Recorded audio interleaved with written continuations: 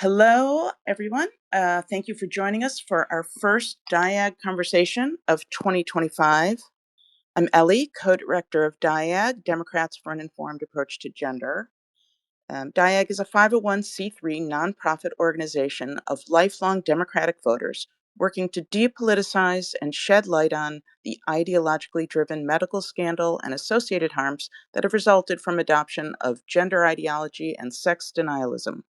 We're building a movement to shift from the prevailing narrative around the experimental, dangerous medical practices that comprise sex trait modification, euphemistically known as gender affirming care, and to clear the path for a safer, saner, evidence-based response to gender distress. Please visit our website at di-ag.org. And please also check out our merch store. And if you'd like to help us continue and expand the work we're doing, please hit the donate button. DIAG believes in the liberal value of free speech and open discussion, which is part of why we host these spaces, to invite conversation on topics that have been left out of the public discourse. The opinions expressed by our guests are not necessarily the opinions of our organization. I'll remind our guests to please mute your mics when you're not speaking to reduce background noise. Let's get to it. Our topic today is one that I'm guessing the vast majority of people in our party know little, if anything, about until recently, and that's the transfer of male inmates into women's prisons, and among them, violent criminals and convicted sex offenders. These males who claim that they have a female identity can, by law, be housed with women prisoners solely on the basis of this declared identity. There's no further requirement for surgery or any other interventions. Donald Trump put the spotlight on the issue on day one of his presidency with an executive order called Defending Women from Gender Ideology Extremism and Restoring Biological Truth to the Federal Government. This order instructs the Attorney General, Pam Bondi, and Director of Homeland Security, Kristi Noem, to ensure that males are not housed with women in federal prisons or detention centers. A federal judge has now temporarily blocked this provision of the executive order at the request of 3 trans-identified male inmates who don't want to be transferred to male facilities. We've assembled a stellar panel here tonight to provide an update on where things stand in the fight to defend the rights of incarcerated women and to talk about what needs to happen to get males out of women's prisons. And I realize now, we are missing Amie. I just texted her to see if we could get her on. Okay, great.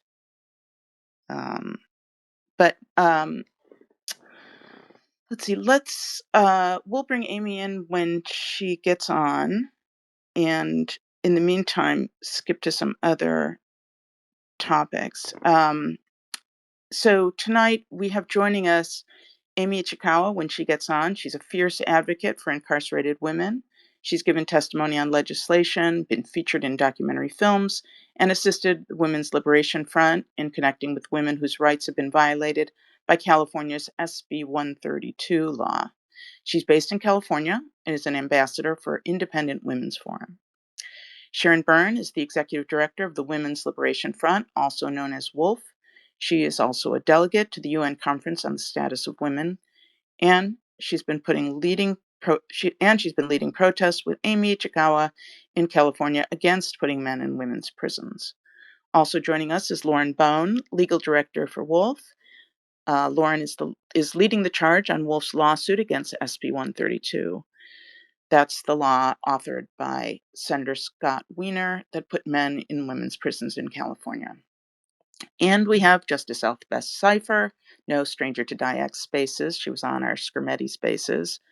Justice Cypher is a new board member at WOLF and provides her judicial expertise to WOLF's legal team. She is a retired Associate Justice from the Supreme Judicial Court of Massachusetts and a former judge on the Massachusetts Appeals Court.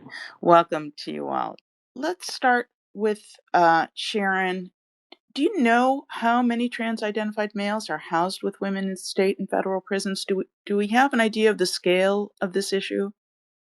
Interesting that you asked that.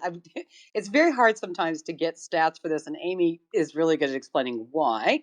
But news stories that have circulated, obviously, after the executive order came down, the figure that came around was 1,500 in federal prisons that identify as transgender. And then in the state prisons, that number has been estimated as of 2022 to be around 5,000 individuals. California is an interesting case. We looked at some data, again, coming out of California Department of Corrections. It's not particularly wonderfully accurate, but had listed that there are 2,000 women incarcerated in California facilities and like 100 identified as transgender. Right. So that gives you kind of a sense of the numbers that we're talking about. Okay, so it's not a small number. Not that the number, even if it was a small number, it's still a number of women, or any women being terrorized in this situation. But obviously, it's not a small number. And following Trump's Day One executive order, this Friday, the Federal Bureau of Prisons issued guidelines on the treatment of trans-identified prisoners.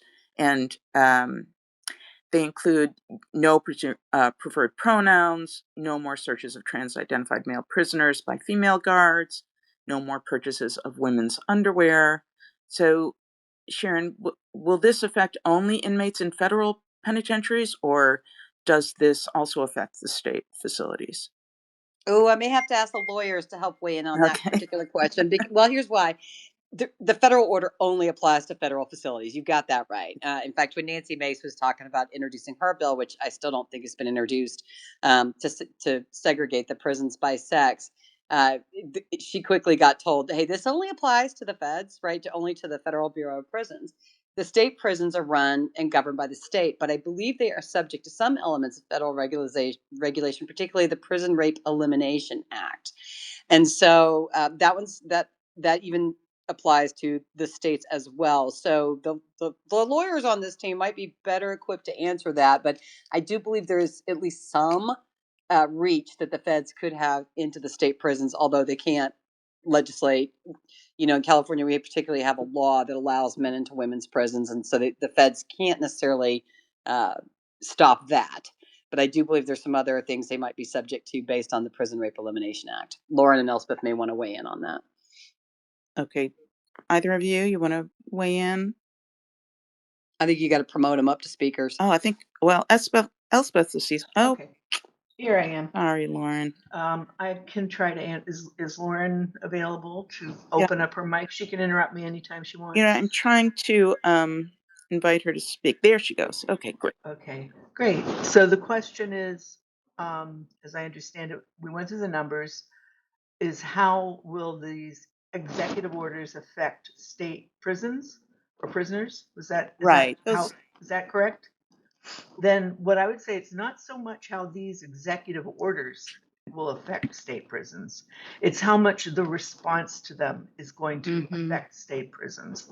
Because right now I've found we've got at least one case that was just decided today where it was the judge in DC Federal District Court, and this was brought on behalf of three plaintiffs who are alleged to be trans-identifying. And then also they added the plaintiffs that added another 9 after that. So that one case represents 12 federal prisoners who have identified as their opposite gender and in this or sex. And in this case, we know it's male. In their pleadings, the prisoners also say that there's only 1,529. No, I'm sorry, 1,529 trans-identifying prisoners, and only 16 are in federal, and only 16 of those are in women's facilities in the federal system, which is surprising to me that it's such a low number. Yeah, that isn't a low number. So those 1,500 are not According to what's been put into the court record. okay. So we have a lot more than it sounds like in state I think prisons. Depending on the state, yes, definitely. Okay. Um, and that's in one way you were asking about how it affects. It's like so it affects with the response in that. So now we have this order from one judge in DC District Federal Court, and that will be appealed probably by the Department of Justice, and it'll go to the Circuit Court of Appeals, and then it could even go to the Supreme Court. But that's the once it's out there as an opinion from a circuit appellate court, it will carry precedential value. And so states will look to those federal cases to figure out what their policy should be. So if this order that was issued today is upheld all the way through the highest court, that would mean that it's an Eighth Amendment violation for a man who identifies as a woman to be housed with other men. Um, None of these cases, I was going to wait to get to say this, but none of these cases have ever represented a woman. We have Mm-hmm. no women's interests being represented in these policy decisions. And I'm sure, as everybody on this call knows, women, everybody, you'll see, where are the feminists? Where are the feminists? Well, we're here, but you can't get, we're grateful to Diag for platforming the issue because no one else will. So I'm going to jump ahead a little because you mentioned it. So, we've got the executive order tied up in the courts. Right. So the 3 trans-identified inmates filed suit. Then Justice Royce Lamberth, who's at the U.S. District Court for District of Columbia, issued a preliminary ruling blocking their transfer to a men's prison. And he said plaintiffs had straightforwardly demonstrated that they would suffer irreparable harm if transferred and would likely prevail. So, I mean, what is your take on that ruling? And, do you expect this case to go to the Supreme Court? Well, first, I will say it could go to the Supreme Court. I don't know. It's hard to tell because there are a couple other cases out there too that maybe they'll pick those. I hope it does go. And then the first part of your question, which was what do I make of this? Yeah. Was that what you asked me? Or Of his well, assertion that they would likely on the prevail. harm. Oh, that they'll likely prevail, right? The TRO. So that's where the temporary restraining order comes in that the plaintiff's lawyers have asked for, and there's 4 criteria for that. So the judge found that those 4 criteria were met before he could issue this order, and those criteria are: number 1 is the petitioner, the person seeking the restraining order, in this case the prisoners, are they likely to succeed on the merits? So that means, but in this case, the judge said yes, they will. I think they likely will.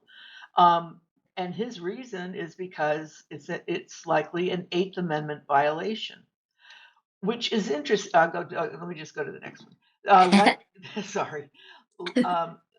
Is it likely to cause irreparable harm to the petitioner? Yes, again, because they will be deprived of their hormones. And that's a tangible, concrete harm. And then he weighs the balance of equities and comes up with in favor of the plaintiffs and the prisoners. And then the next question in this criteria is whether what's the public interest? And typically, what happens if if the federal government is involved, the public interest is usually deemed to be covered by the federal government's position. So that one doesn't really need a lot of thinking about. Oh, sorry. No, what I wanted to say about this particular order, and if you can get it on Court Listener, or maybe we could, do you have notes we could post it on Twitter, so we'll do, or X. I'll post the order. This order talks about harm when he's talking about the likelihood of irreparable harm and balancing of the equities. The judge is talking about the things that the prisoners have said in their affidavits, and what we have all learned about gender dysphoria, as it has been taught to us, is, and I'm not saying that's right or wrong at the moment, but he knows what we know. And he's saying, I think they're going to win because they have concrete, tangible harm from gender dysphoria. And if they don't get their hormones, they're going to really suffer. And the women's harm The women's harm, this is the first time they're considering it because it was raised by the Department of Justice since just recently. The women's, because of the executive order, the women's harm is abstract. And the women's harm could probably be handled locally. So what I'm concerned about is this, that the trans identified males will get the right, the Eighth Amendment right, but women still won't have it. Yeah. I was going to add that my reading the decision, I was particularly struck by the fact that one of the things that they said the government had added to the record was that they had found suitable housing in I think it was low security men's prison that would not represent like a safety risk to these men. So the issue for the injunction of the irreparable harm, which is, the irreparable harms that potentially come from housing them with men and putting them at risk of all these things, they, the government asserted that they had fixed that. And again, for the purposes of the legal standard for evaluating this is you're supposed to do it based on basically what people say they, kind of on these assertions because they're not doing any fact finding. So I found it very concerning that they still found that there would be irreparable harm on the transfer provision without looking into at all whether or not that was accurate because, especially for, looking at like the issue of third spaces, which is, just from a practical perspective, something that would, solve things if that's the direction they wanted to go in. It's concerning that they think that there's some sort of irreparable harm that comes just from housing them with men, period, as opposed to like something that's specifically a safety risk. So that struck me in the decision today. So As yeah, concerning. that's so. Is it that they can't, the judge can't take into consideration other options like this other facility? Is it only based on the specifics of what's in the argument or the complaint, or why was that not considered? Because it seems reasonable. Um, well, that's a good question. And actually, Lauren, didn't in Thank the you. second opinion that came out today, he said that, yeah, the government came forward and said they're working on another space or they found some other facility because they did talk about low risk facilities Mm-hmm. and finding a low security facility full of men who arguably are not violent because they're in a low security facility, and the possibility of moving them there. But the judge rejected that and said, no, the executive order has gone too far. It's unconstitutional. And he didn't feel he could do anything about that third space. And of course, the judge's powers. You cannot, theoretically, you cannot micromanage the prisons. And so if a judge starts saying, go over here and you put this inmate in prison A and the other inmate in prison B, then they're starting to interfere with the Bureau of Prisons, which is interfering with the executive branch, which is the separation of powers issue. And so they don't do that. There's also federal law, I think, or statutory regulation that says a judge cannot really review where a prisoner is transferred to. So, for example, if you live in Illinois and you go and are in prison in Illinois, and your family's there, and and they come and see you all the time. But if you get moved up to, let's say, California, they can't come and see you, but the prisoner cannot complain about that. There's no way they can just say, hey, don't move me, and let a judge take care of it. They can't do that. So the judge has limited power in this, but the power he does have, and which he did use, was to say that there's a Eighth Amendment violation, which is that it would be cruel and unusual to make these individuals stay in a facility with men of their same biological sex. And that the women's harm was just abstract and speculative, just abstract and could be handled on the ground by the local people. And so that's, he's limited, but so he can't say make a third space. But Well, yeah, there's the double-sided thing, right? That yes, that's true in terms of their judicial powers, but it's funny because the thing that prevents prisons from creating third spaces on this is the Prison Rape Elimination Act, which says that there can't be third spaces, but one of the exceptions is if a court orders it. But then you run into exactly what Elspeth just said, which was that they're limited in some of these things. In practice, when we've seen these exemptions for third spaces, it's because a government entity, a prison entity has requested it usually. So that's kind of, you have to have them want it to ask for it. So this it's not really been tested in this way, And or successfully. and if I want to, for listeners who aren't familiar, so that was Justice Elspeth Cypher, who's with us, and Lauren Bone, legal director at Wolf. I know there were new voices. So if this does go to the Supreme Court, it's the same restrictions there, I assume. They'd be just trying the same case, and if the oh, if Justice Lambert thought that the plaintiffs would suffer irreparable harm, I assume the Supreme Court would come down the same way. yeah. What's interesting about, I'm glad you asked that question in particular, because this opinion at the moment that we're talking about out of Washington, D.C., only applies to the 3 plaintiffs and the 12 plaintiffs, or the 9 plaintiffs that they added later. So it only applies to 12 of the male identifying as women prisoners that they've got. And then we know there are a couple other cases, one with 2 and one with 3. So I can get all the way up to 15, but not to 16. So until one of those, or if one of those circuit appeals, when they go for an appeal, if they declare a nationwide injunction, then I'm going to just pause it. Or if a state prison is in the Washington district jurisdiction, then the state prison will most likely follow the law of the federal circuit that they're in. And if it's nationwide, the state prisons will likely follow that. And then when it goes to the Supreme Court, once the Supreme Court, if they ruled on the Eighth Amendment question of is this cruel or unusual punishment, then if they said yes, it is, then that would be the law. And if they said no, it isn't, then that would be the law. So it will be a very important decision if it goes that route. Okay. I want to go back. I think Lauren mentioned, or maybe it was you, Justice Cypher, the PREA, the Federal Prison Rape That's Elimination Lauren. Act. Can you Yeah. just talk about what that is so people are up to speed, and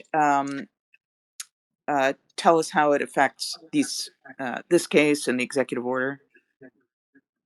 Yeah. So I'm not like the expert on PREA. I will say that so it what it does is that it creates standards, and it's an information gathering. So it's supposed to create some national standards on how to prevent prison rape.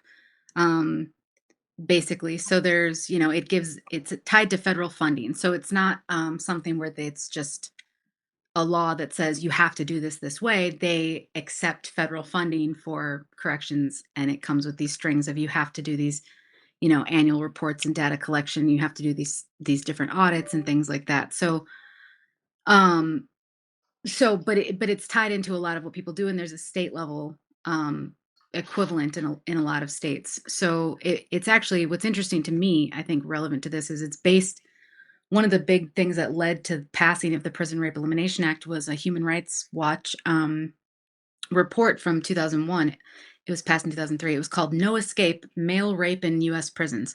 So it is specifically, like, at its core about rape of men by men, basically. So I mean, and we all know that instinctively when we look at this issue, that what we're looking at is when they're trying to transfer to women's prisons, it's to escape this issue of male violence, but by imposing it on women. So I think that that's always something I think of and go back to. But basically, it puts in those standards, and one of the key things that this affects is that there are regulations from the Prison Rape Elimination Act that basically have these screening criteria about housing, and anticipates, I'll say, the possibility of cross-sex housing, because it talks about when determining the appropriateness of whether of housing a trans inmate with male, in male or female facilities. And that's the standard that also does prohibit it housing in third spaces. And the thinking behind that is that it can be stigmatizing. So what you don't want to do is, when you have people who are victims of rape or at risk of it, you say that the solution is to put them in a segregated space, because in practice that looks like usually putting someone in solitary for their own protection. So it's supposed to be a good thing, like this provision, and saying, no, you can't solve this rape problem by locking up the victims and throwing away the key. But it turns into this thing where you also can't, have a separate prison for these 1,000 men who identify as transgender in the California system, who, need a space that they want to go to. So it's got the different flip side. Um, the executive order does call for the screening criteria to be changed, to be modified. So they've directed that to be done through rulemaking. I am excited to see that happen, hopefully as soon as possible, because that is not only going to be a big deal in terms of changing the way assessments are done, changing the determination of who is dangerous to who. Um, and I don't know if Amie is here. She's like really good about speaking to the specifics of how some of these assessments work on a practical level. But they look at, especially in the men's prison, they look at everything from your physical build. Like, they look at it like they're not going to put some really big dude in with some little tiny dude. Like, they look at it that way. So when you think about some of these laws that that require prisons to disregard anatomy, but you can see how insane it is when including existing law requires them to take into account. So I think that that's a big deal, that they're supposed to be amending this screening criteria. That's going to be a big deal. I'd like to see them also, to amend this rule about the third spaces. I think that needs to really be addressed. I think that probably will be addressed, hopefully, in rulemaking. And just to add to that, I think whenever you have that, it's going to be an opportunity for all sorts of new litigation, which we would also hope to try to be able to influence in some way as well. And that's Right. rulemaking on the federal level, not state by Yes. state. And Yes. that federal level Correct. ruling would affect the states regardless of what their legislation is. You mean a decision about, like, something related to the PREA Right. Yeah. regulations? Yeah, I mean, to the extent that states, yes, exactly. It is tied to funding, so it's the kind of thing where they can pick Yeah. and choose. But The yes, it would the apply to them through that mechanism. Okay. Yeah. And if I could just jump in for a minute, Yes, thinking please. about this discussion with regard to these regulations from PREA and everything at the federal level, and how they have screening criteria and they go through it at least. Um, I spoke with another a retired deputy commissioner from Massachusetts, who told me that they had a screening committee, and they only picked men they were really confident would not be a problem. And that's a far cry from California, which has a law that says if you identify as transgender or non-binary, you go to the women's facility. You can go there if you want. And supposedly there's no discretion for the prison administrators. Okay. It's a lot to digest. I'm sorry. Yeah, it's complicated. Yes, it is. It is, and the other thing, while we're on this Yeah. topic of third spaces, I read somewhere, and I can't find it again. Somebody gave me, I read somewhere that the ACLU, that they had talked with trans identified men who said they would be content with a third space, but that they chose, for strategic reasons, the lawyers chose to go for everything. I'm just looking for that source again. I Somebody thought gave me you told one me that from. was something that Chase posted. I vaguely remember you It saying might that, have been. maybe. He might have done that. Yeah, I'll have to go. But his ex posts were down, for a while there. Okay, let's switch from the feds to taking a closer look in California. Mm. In 2022, state passed SB 132, and that was authored by, of course, Senator Scott Wiener, also known as the Transgender Respect, Agency, and Dignity Act. And according to a state website, as of last September, California authorities approved 46 prisoner requests for transfers from male to female facilities, and they denied 88. So can you, maybe Lauren or Sharon, tell us about the screening process? Is it fair to assume that those who were rejected, were recent discoverers of their female identity before being sentenced to prison? Recent discoverers. I'll say a couple things. One, I don't know 100% exactly where they're getting these numbers from, because we did actually a public records request a couple years ago to ask them to define what they mean when they say they denied a claim or they accepted this, because a couple of the other ones were, oh, someone changed their mind. That's like a a designation they have on some of these requests. And they like never got they were not able to really answer like how they, so I don't really know kind of some of these numbers, but I from my understanding, this like 46 number of accepted requests, that seems to apply to just the current number of men who are housed there. It doesn't seem to take into account those who have been kicked back out, a couple of which there have been. But I will also say that yes, it commentary from those I've talked to, including the litigation coordinator at CCWF, which is it's the largest prison, said that there seems to be an awful lot of recent diagnoses of gender dysphoria amongst the applications for sure. Yeah, but the process is that there, and and this applies to a lot of states. You'll see this no matter whether it's legislative or not. That there's these interdisciplinary committees, and there's a doctor on it, and there's these counselors on it, and there's a this and there's a that. And what you don't have is like a women's rights advocate, and what you usually don't have is an advocate from the women themselves.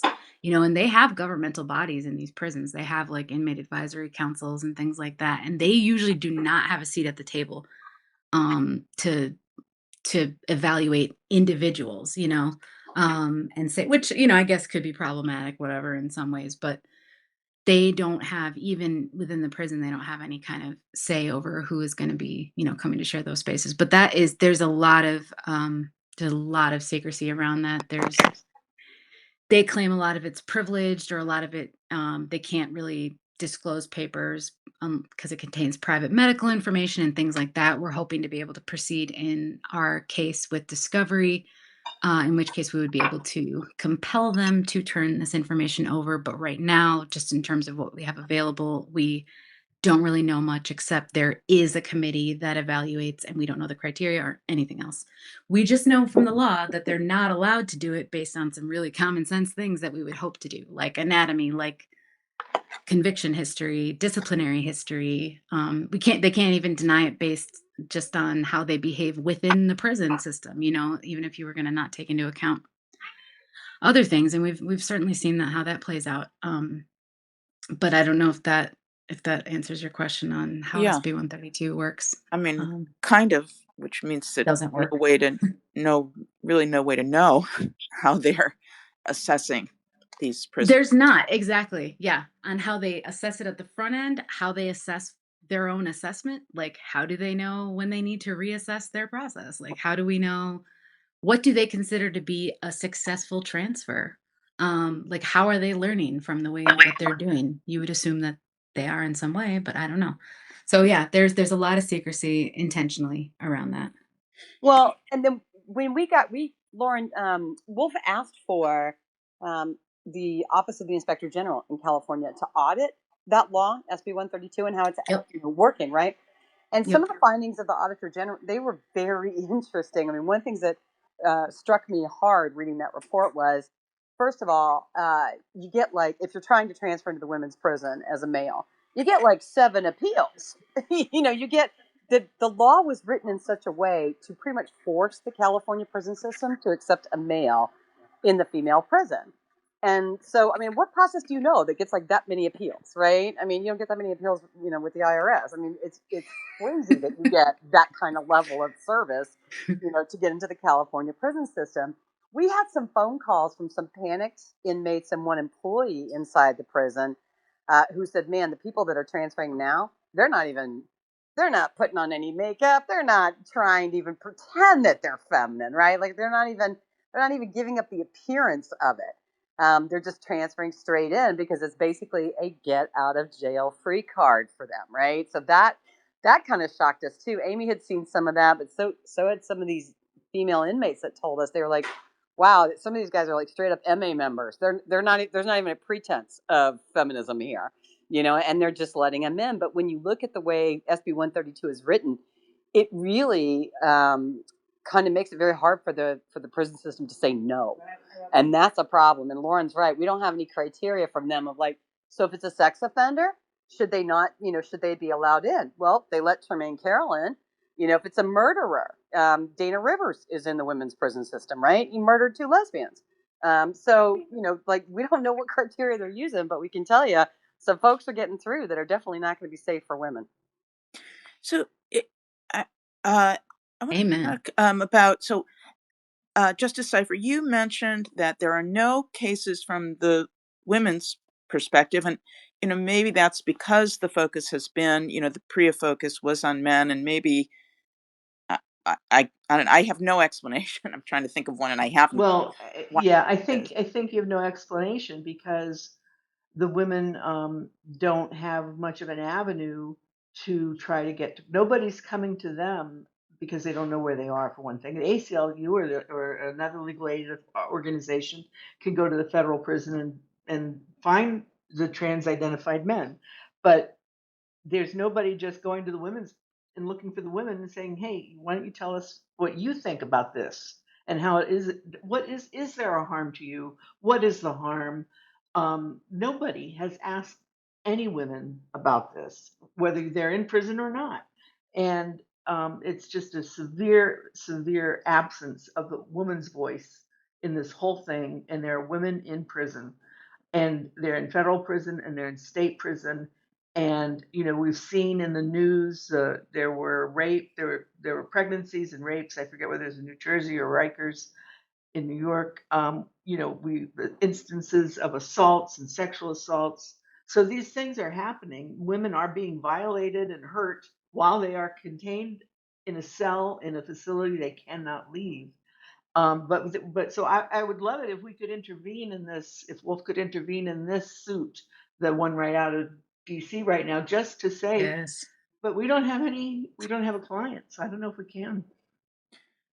Yeah, we're looking at the procedural options available to us to try and get Try our and find way a into it. plaintiff. Yeah. Basically, And without also they make it hard. they do, because they don't even in these cases, they're all pseudonyms. They don't disclose where the trans identified male is imprisoned. So we can't even just go to a federal facility and know that that's the one that we're supposed to be at, because it's all been anonymized, so nobody can figure anything out, so they don't get any stigma or threats. And so, let's go back because Lauren, you mentioned, or I think both of you mentioned Tremaine Carroll. So, can you Mhm. review that case, and then I'm maybe talk a little bit about this other case that you're referring to, Elspeth, in New York. So let's start with the Tremaine Carroll and get up to date on what that's about, and then let's get the overview on the other case. Yeah, Tremaine Carroll is actually one of the interveners in the Chandler case, which is our case in California, who basically is a client of the ACLU and is held up as like one of the poster child for this is one of these like vulnerable trans prisoners who's supposed to be protected by this bill. Well, this man went and raped at least 2 women, and is being charged with it on a felony level, and as well as a charge of dissuading a witness because he allegedly also tried to pay another woman to get one of his victims to recant her testimony. So that case is going to be going to trial this year. And it's we sat in on the preliminary hearing and heard the testimony about what he did to these women. Is pretty brutal and terrible, and sadly what you'd expect. You know what I mean? It's like And he's also fathered at least one child too. That's been proven through DNA, which is, the mother is a separate person from his victims. So this is exactly the kind of guy who wants to be putting himself in there. I'm actually gonna roll this to Sharon because she was there during the hearing about one of the other issues that happened, which was um what the judge had to say about referring to him as female or as a woman, which is, well, Sharon, if you want to speak on that because you were at that hearing, um, if you wanted to. Otherwise, I can summarize. No, I'll talk about it a little bit because Yeah. this has been quite the clown show, right? So just kind of another entry in the journal of things you can't believe are happening or living in the upside down or whatever you want to call it. So yeah, we get wind early last year that Tremaine, who as Lauren had mentioned, was this sort of poster child for intervening in our lawsuit against the state for putting men in women's prisons. He was held up as, this wonderful person that, is just trying to live his life as a transgender woman. Everybody on this call, just go ahead and Google Tremaine Carroll so you can get a good look at that guy. So he showed up, at his hearing, and they wheel him in a wheelchair so that he looks a lot less intimidating. And, he's got a full beard and all that. And he's like, I don't owe you my presentation of femininity. And we're like, seriously? So I went to the preliminary hearing with Amie, and Elspeth and Lauren attended it by Zoom. And I think the judge was very mystified, by this.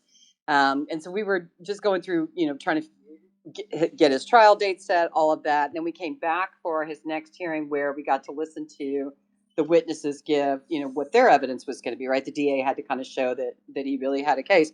So for that one, we had a crowd that showed up to protest outside the Madeira courthouse for California letting men into women's prisons.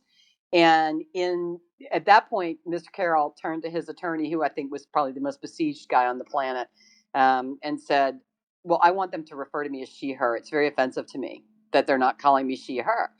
And the judge was like, okay, I'm going to rule on that. So in January, she did rule. And she ruled that the district attorney must refer to Carol as a she, her during the proceedings. And he fought it. I got to say, Mr. DuTemple is the assistant district attorney prosecuting the case. And he fought it. And he said, this guy is committed 2 rapes. You can only commit a rape if you have a penis. Like, I can't call him a she, her. And the judge said, no, in order to show respect in this courtroom, you will do that. And he said, well, what about witnesses? Am I going to be forced to have the witnesses or the victims refer to him as a she, her? And we've gotten a transcript of that court hearing. And the judge was pretty oblique, in her answer. It was not really clear if she was going to force the witnesses. But, we've seen this in the UK where courts in the UK have forced victims to testify that they were raped with her penis, right, or her she-ness, or whatever it is they're making them say, but they're making victims say that they were raped essentially by a woman. And Lauren's always had a problem with this from another aspect, which is it skews the stats. And we've been seeing that in the UK, that all of a sudden it looks like tons of women are committing rapes and assaulting children. And it's like, no, it's guys in dresses, right, that have suddenly discovered that they think that they're women, and that are pretending. But just putting on a dress or saying that you're a woman doesn't make you one. But it's really annoying that now in the official criminal stats, it's going to get reported this way. That is really going to skew it and make women look way more violent than we actually are in real life. So this particular case, his rape trial, and he's accused of committing 2 counts of rape. Once that trial starts opening up and they've gotten through jury selection, we will be back in Madeira, protesting outside the courthouse again and attending those hearings, because, this is the first case in the United States that I know of compelled pronoun usage on a DA in trying to prosecute a rape case, it's a stunning precedent, and it's a bad one. And just to clarify, just to make sure, these are rapes that were committed in prison. This isn't prior. Yes, correct. These were of 2 women that he was being housed with, and they both took place in the woman's cell for each of those victims. Okay. Before we go to the Rikers case, can we also talk a little bit about Dana Rivers, another California case? Yeah, right. So Dana Rivers is another one of those that he murdered 2 lesbians and I believe their son. And he was imprisoned for life without the possibility of parole. And it was a brutal and frenzied attack. And an Alameda County Superior Court judge in California sentenced him to life with no possibility of parole. He then started identifying as a woman and saying that he was transgender, and he is one of those that was allowed to transfer. I believe he's in the California Correctional Facility for women up in Chowchilla, and he was allowed to transfer in there. And this is another common phenomenon. I think there's some stats out there. Lauren probably has them more at hand than I do, but the men who suddenly identify as transgender inside prison and then transfer tend to be way higher on the sex offender rate and conviction rate than the general prison population. And so for us, that's very disturbing that the very ones who are going to self-identify and try to transfer over are not. Everybody thinks they're Laverne Cox, right, on Orange is the New Black, that's who we're talking about. No. These are like the super dangerous people, right, that are the most violent, sexually violent offenders. That's who's standing up to identify and say, oh, I'm suddenly transgender and I need to be over in the women's prison. Wow. Okay. Let's get a picture of what's happening on Rikers. What's that case about? The New York case. The New York case was a woman. She was a former prisoner in Rikers, and she sued New York City, and she claimed that while she was in jail, the staff ignored her warnings that there was a transgender woman housed among females was actually a man pretending to be a woman in order to prey on the opposite sex behind bars. So that's a kind of interesting double construct. As the headline of the article was about, if I remember right, was man posing as transgender woman. And anyway, he committed to rape, no, sexual assaults are called in this instance.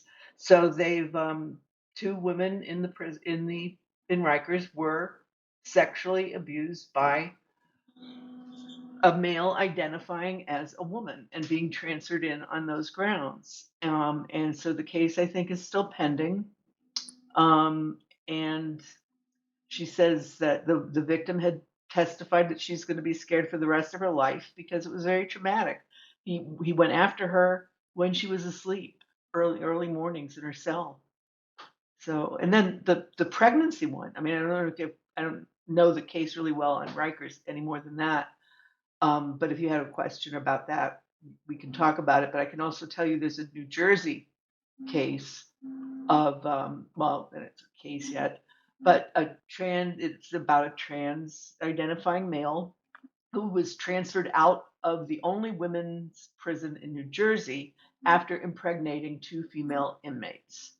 And so he sued them and complained about being transferred. And he's only 27, I guess, only. But so they've moved him to a youth correctional facility for young adults between age 18 to 30, where they think he'll be safe. I worry about the younger men in that prison. Yeah, the other prisoners. Yeah, this is someone who doesn't seem, no. When I was a prosecutor in Massachusetts, we had a case in which a man who liked to cross-dress killed his wife. He strangled her. Then he took off and drove, and the police end up pulling him over in New York for speeding, New York State. And he just confesses, basically, at that point. So they arrested. We get him back in Massachusetts, and there's a trial going on. And while the trial is going on, you can see him every day adding a little more. Like his hair is getting longer, his fingernails are getting longer, his shirt has changed to a more feminine shirt. And so by the time he's convicted of first-degree murder, he's claiming to be a female.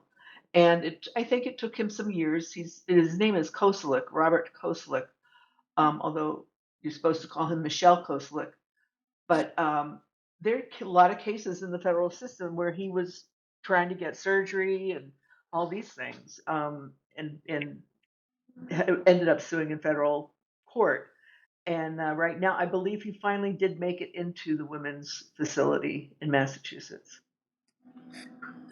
Speaking of the surgery, how there's no requirements, obviously, for surgery or Right. anything else. I mean, what proportion of these guys are, you know, Intact. yeah, intact, or 90%. 90%? Okay. At, Yep. at least that many. Yeah. In California, I pretty much say all of them. Okay. And they're not Yeah. pursuing. I mean, this person is clearly not well. I mean, Well, but pursuing needs to be defined. So pursuing is defined as like on the wait list for surgery. There's a lot of them. And that is one thing I've heard Amie speak to. That's really just they a lot of them have learned how to work the system to um, appear to be looking for surgery, appear to be trying to go through this process of like, quote unquote medical transition and do that. And then, there is a waiting list. There is criteria you have to go through and hoops you have to jump through. And then when it gets time to be their turn for surgery, then all of a sudden, oh, I'm having some other health issue that, is contraindicated to the surgery. And oops, now you're like back in the middle of the line and stuff. And I've heard more than once about like some specific examples from some of these guys where they've learned how to do that so that they're at least being formally or informally labeled as kind of like on the medical transition train, even if they don't ever intend to lose their appendage. wow, that's painful to think about. So for if you have one, if you're a woman in one of these, I'm so, sad that Amie didn't make it on or hasn't made it on yet, but if maybe Sharon, if you're a woman in prison and you're dealing with, and you complain to the guards or the warden, what's the response that Ah, you're going to but get? Uh, it's hardly just, and I'm sure you can understand that, right? So yeah. we actually have a plaintiff, Lauren. You should probably talk about this, that we've added to our case in California, who did complain, had her parole revoked. I think was put in Mhm. solitary. I mean, basically was severely punished. So I think, having never been in prison and not really knowing how it works on the inside, my understanding is that when you as a prisoner raise the alarm about a problem going on in there, even though there are supposed to be official avenues for you to be able to pursue and get relief for your distress, it looks like in practice it's retaliation, that you get punished and retaliated against for raising alarms about this. And we have heard stories from women that are incarcerated that has been the case for them. And Lauren, do you want to talk a little about the plaintiff Yeah. that we added, Kathleen Quinn? Well, that's actually interesting because the reason, yes, Kathleen Quinn is the plaintiff that we added when we filed the amended complaint. The way we became acquainted with her was because one of our original plaintiffs, Tamikia Johnson, she was a witness to what happened to Kathleen, which was that she was the victim of multiple incidences of voyeurism while she was in the bathroom from one individual. And Tamikia witnessed this and also wrote it up as a third party PREA complaint. So like did a grievance on it along with Kathleen, who was the victim of it. Um, and so Kathleen at the time had just been granted, yeah, been found suitable for parole, and did not actually participate in that round of like providing witness testimony to us because, understandably, she had just been found suitable for parole. Didn't want anything to interfere with that, and so we, was just going to go with that. But as it turned out, she ended up getting called in along with Tamikia and along with another witness who had filed grievances and had been found they were issued rules violation reports for filing false reports of harassment and harassment themselves on the basis of transgender status, basically that essentially that um the reason that they had filed these grievances was because of, his trans status. And what's interesting is that actually, if you look through if you wade through the paperwork, It's really just the fact that they brought up the fact that he was male, and the fact that he had been placed in there under SB 132 and that they were objecting to SB 132. And they found that to be the prison found that to be like evidence of their bias on this. And so Do sorry, do you mean Kathleen ended up getting kicked back. Oh, what's right, that? do you mean that if, uh, Tamika had said, "There's a woman who is assaulting, you know, this other prisoner, and I've Hmm. witnessed it," that there's a better chance that that complaint would have been, Yes. heard? Wow. Yes, they're pretty explicit about that actually in a couple of different ways. And it's not that this person's name is Michael Contreras. It's not that he was ever found like innocent of doing this. No one ever found that he didn't commit this acts of voyeurism. Um, but it was just that how dare you bring up the fact that he's a male, essentially, is kind of what it comes down to. So this came up at Kathleen's. She got her suitability revoked, and there was a number of things, just kind of highlighting over the next like year that was her trying to get this straightened out. She was eventually found not guilty of this rules violation report, but her suitability remained revoked. She's going to be serving another 5 years. Another 5 years.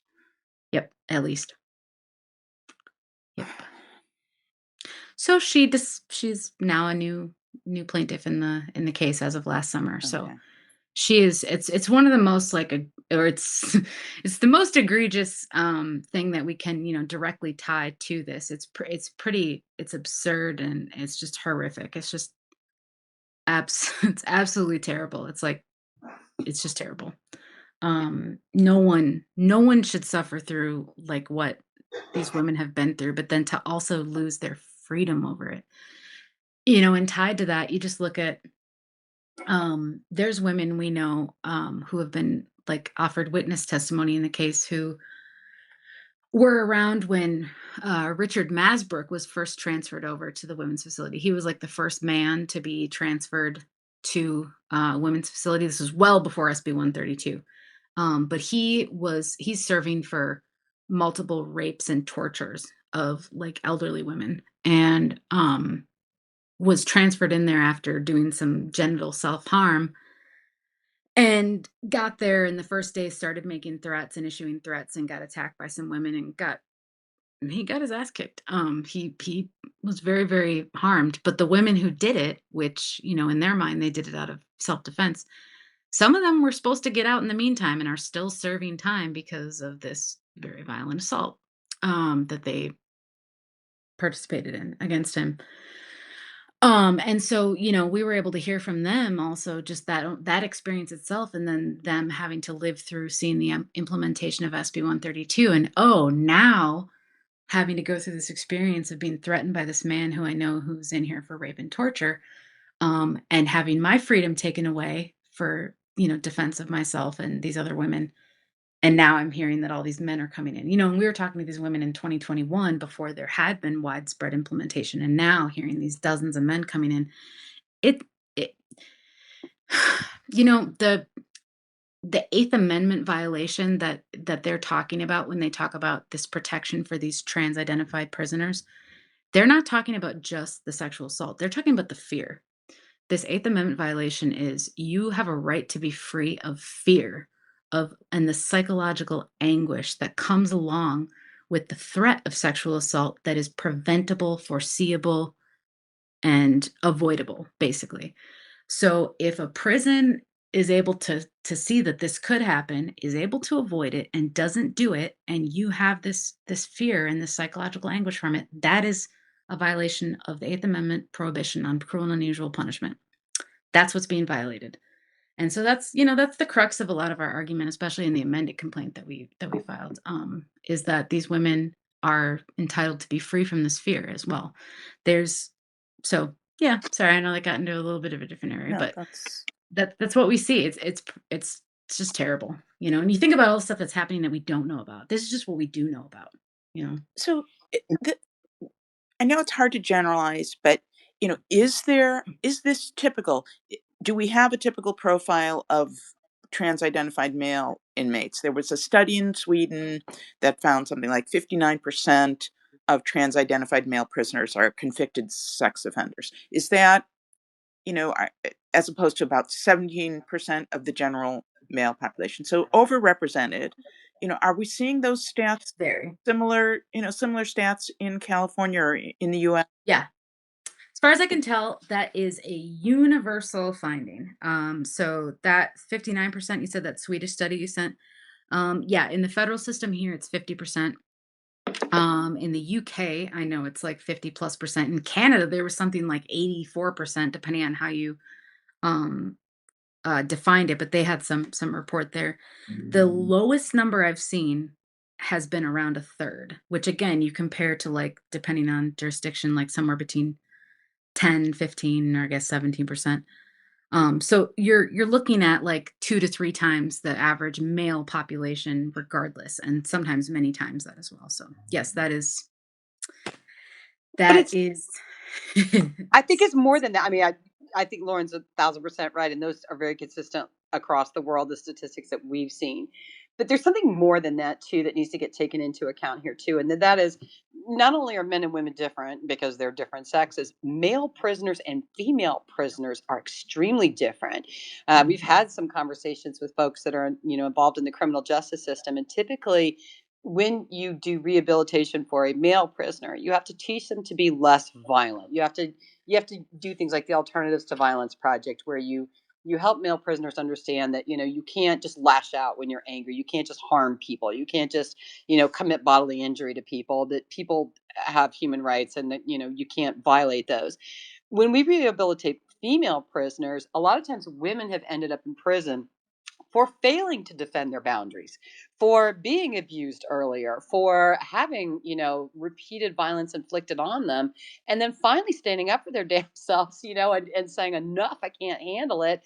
And then that gets some criminally injustice involved, right? So a lot of times when you're dealing with rehabilitation of women prisoners, you're teaching them how to set those boundaries and not get themselves into these positions or places where, they're going to get into trouble. So we rehabilitate prisoners very differently based on sex. So now when you look at, we're going to take a population that you have to teach to not be violent, and you're going to intermingle them with a population that we're having to teach, hey, defend your boundaries, right? Because, people that are violent with you or run over you, it's going to be bad for you.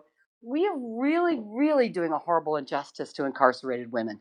I mean, it's the worst injustice, and of course, because they're behind a prison wall, no one's listening, and no one cares. Like, this is the one group that has no voice.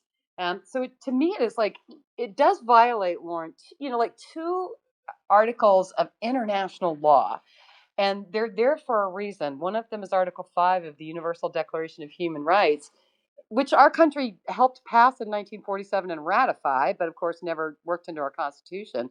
And it's no cruel and inhuman punishment. And then Article 11 of the Nelson Mandela rules for the minimum treatment of prisoners, which our country, again, the ACLU helped push for these reforms, right? And our country helped push this through in 2015, but didn't incorporate them into our Constitution, is males and females must always be housed separately. You must never mingle the sexes, because everyone knows that males tend to be violent and females have less ability to resist this violence, and less ability to defend themselves. So it's really, to me, that prison situation is one of the most unjust aspects of transgender ideology. That the fact that we would do this to incarcerated women is just one of the most cruel and inhuman things that we could do. And I can't believe the United States is doing it. And I got to tell you, we testified last week in the state of Washington. Hell, they're going to try to put it into law to do that.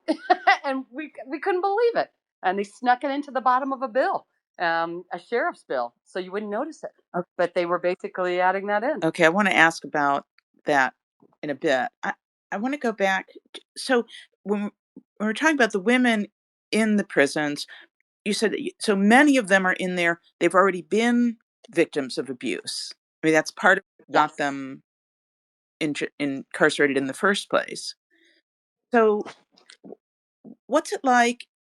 Here's again. I wish we had Amie here with us, but when do you know when a male arrives in prison, what's the situation there? Do the women all know? Do they let each other know? Do they can a woman Veto? I guess they don't have any veto power over their cellmates. Do they have any? Quite the opposite. They're actually you're typically your only voting power is, can I please be taken into protective custody, which is essentially solitary confinement. So you can PC yourself, protective custody, but you can't say no, I don't want to, be in a cell with that person. In contrast, especially when you look at places like SB 132 in California and a lot of other places, the status of having a trans identity does allow you to have some say over who your cellmates are.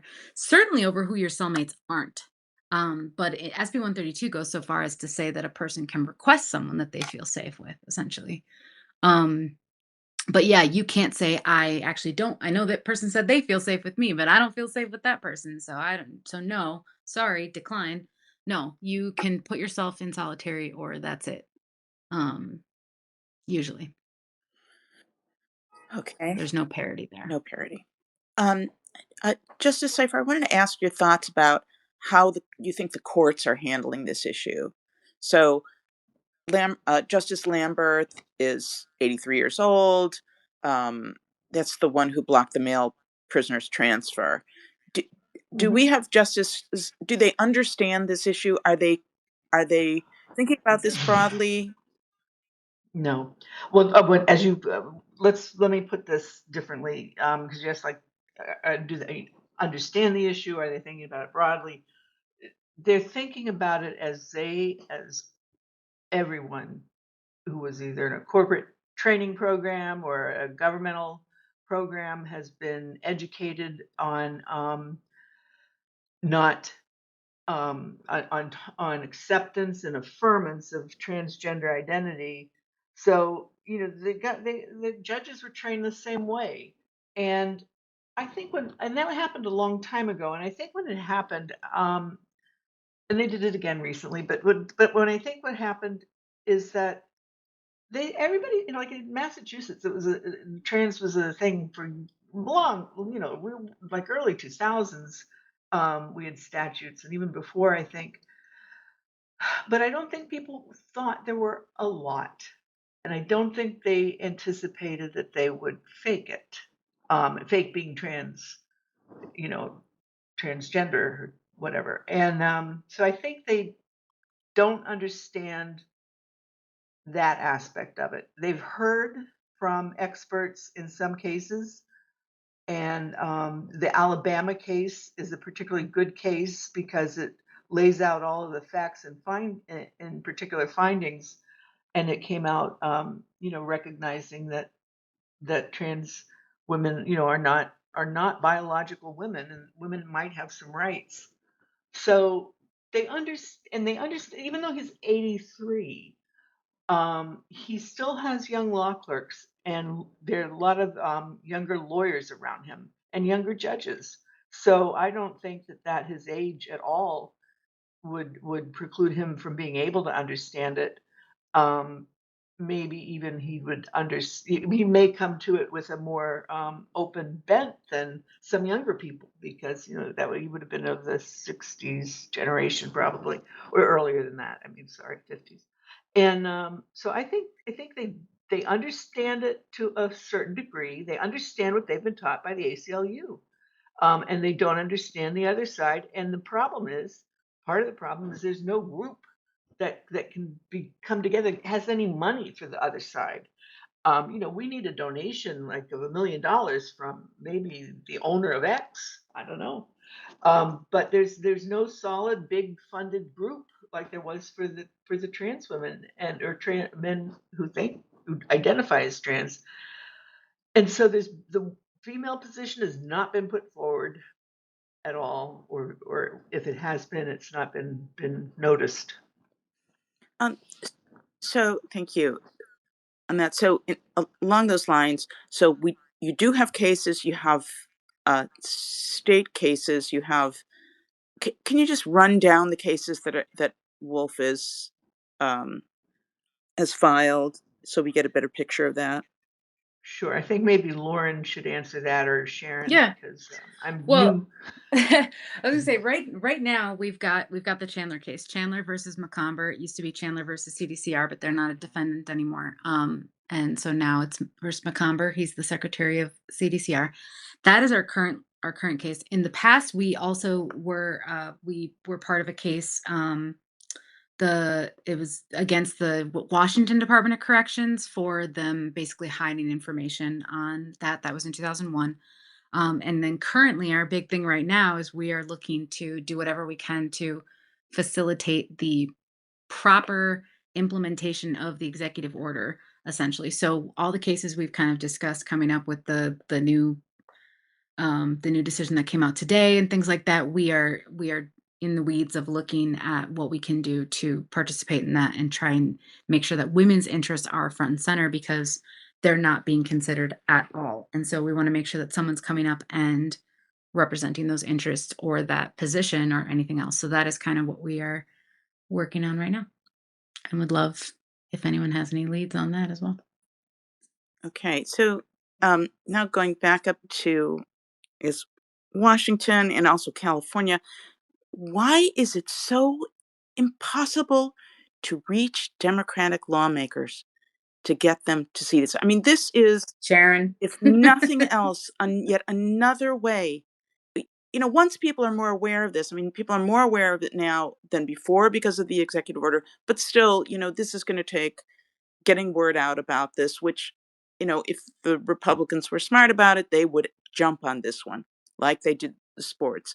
Because if nothing else is a liberal issue, it is standing up for the rights of incarcerated women, many of whom have a history of assault, of being assaulted, many of whom are women of color, from marginalized communities. How is this not on the radar and a demand by Democratic lawmakers to stop this injustice? Okay, how long have you got for this Yeah. one? I will tell you, I've been on the front lines testifying in some state legislatures lately, and it is a terrible experience out there. So I'll just lay out a little of it for you. I think, first of all, you should title your next space, "What Will It Take to Get Democrats to Take the Moral High Road on Women and the Rights of Lesbians and Gays," right? And put down this transgender board. We've been talking about this a lot in Wolf. Last Thursday, I went to a Washington state hearing on an innocuous little bill, HB 1399, and all it was going to do was just regulate the sheriffs in the state of Washington and put some standards on them in the various counties, what have you. Just an innocuous little bill. But I had gotten alerted by some Washington residents, like, oh boy, they got a little section at the bottom called Section 15. And Section 15 just had basically like 6 one liners in there saying this act also repeals this code and this code and this code and this code. And two of the pieces of code that they were going to repeal, because you had to go look them up, was one from the 60s, which is prison matrons in the female prisons must be female. So they were going to get rid of that, the requirement that, the women and the person in charge of the female prisoners would be a female. They're going to obliterate that. And the other piece of code that was in there was something from 1973 that said, under no circumstances shall you mingle the sexes of these prisoners. You, in all jail and prison settings, you keep them separate. So they were going to just repeal that. And they stuck it in the bottom of a sheriff's bill. And so I was like, there's no way the sheriffs of Washington state called up the legislature and said, for the love of God, can you let us put men in the women's jails? There's just no way that happened. So I went to that hearing, and it was an appropriations committee hearing. And only 3 of us got up to speak. And it was myself, Amie Ichikawa, and a woman named Dawn Land, who had alerted me to this bill.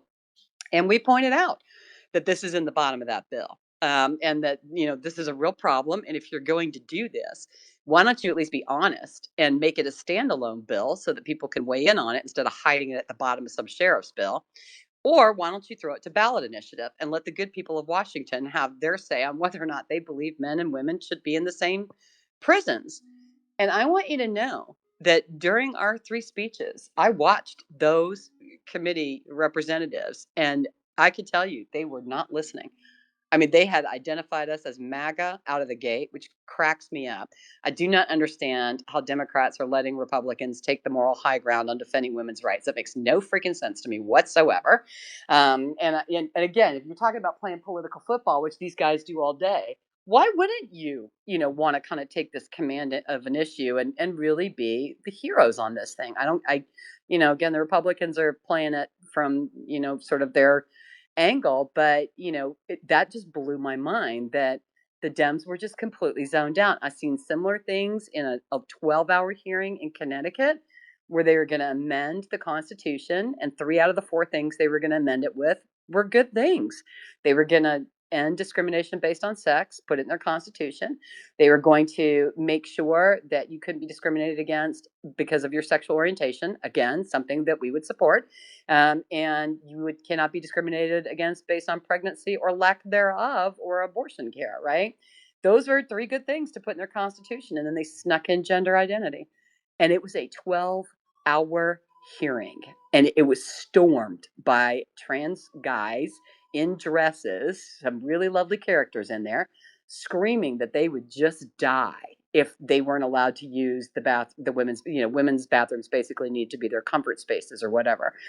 And it was appalling. So when you're asking me, why is it that the Dems are doing it this way? I have a couple theories.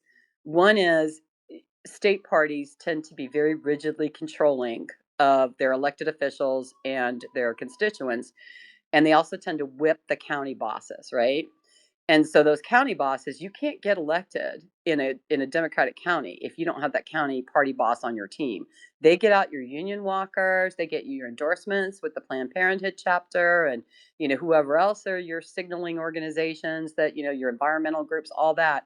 You can't win without them. And so once they've helped get you elected, man, they own you. And if they tell you that they're doubling down on this transgender thing, there's no you as a little elected official, do not dare poke your head up and say, yeah, I'm not really good with this. The only way you can do that is if you say, man, my constituents hate this and they're going to recall me out of office. Like, don't do this to me. That's kind of the only air cover you have. So unless a lot of Dems start making a lot of noise, these party bosses aren't going to change their mind, and they're going to keep whipping their little Democratic elected representatives into shape. Now, I noticed Amie Ichikawa was on, and I want to hand the mic over because she's got stuff to say, I know. So there you go. We should probably do an entire space on why are the Yeah. Dems hating on women so much? What is up with Yeah. that?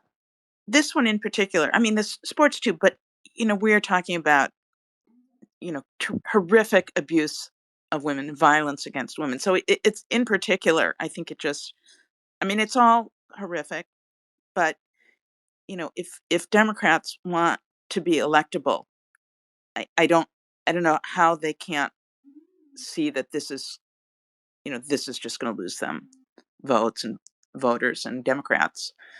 Yeah, Amie, welcome. I'm so glad you made it on. And I think we're going to spend the rest of the time talking to you. We're really interested in getting a picture of what we're talking about inside. What's the world for a woman who's incarcerated? You served nearly 5 years at Central California's Women Facility in Chowchilla. So paint a picture of life inside the facility there. And how does sharing a cell with a male change life for women prisoners there? Thank you so much. Sorry I'm late, ladies. No. Thanks for waiting. I did serve 5 years in CCWF, which, is ground zero for the worst socioeconomic testing that you can imagine. This is a demographic of women that's normally not really prioritized or cared about, and there has to be a loser in every game, especially politically. So they're constantly the losers because rarely do people, you know, advocate for them unless there is some kind of monetary motive or some grant or something. So this is all new, I think, to both sides, in all honesty. But as far as life in women's prison, you are reminded that we really don't have any rights. we're invisible. It doesn't, it proved to me that all the years of, you know, women fighting for women's rights, all of the women that came before us, it's a facade. We haven't really come that far. You're voiceless, you're powerless. I had no idea I had the ability to say no to anything. I was, you know, stripped out in front of men in county jail, you know, 8, 9, 10 times a day if I went out to court, because I was in jail during the infamous, you know, LA County illegal strip search saga.